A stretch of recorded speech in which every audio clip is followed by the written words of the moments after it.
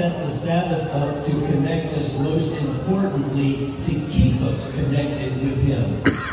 Ang gusto sa Dios na ato sa mailhan, ingon na ato maglalalang, kanunay ato siyang simbahon o kalagaran.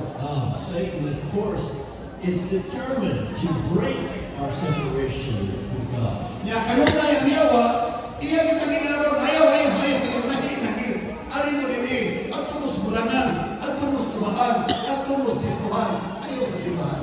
We see as well embedded in the Sabbath commandment a memorial of God's creation, that He takes credit to be the one that created us. Tungod kaya ang Diyos may maglalalang, amoy tagayas nito, kalimutan, ato ka sa simbahon, ato siya kalagalan ng tahoron, kaya ikapitong adlaw sa simana, ikon ka ato papasalamat sa paghimo na ito, arihan siya nagbuhat. But Satan, through evolution, is determined to prevent us from seeing where our roots come from. Mao lagi, malito na po nato na pag evolusyon lagi, wala yun nagkuhan o din nagikan mga kaigsunan.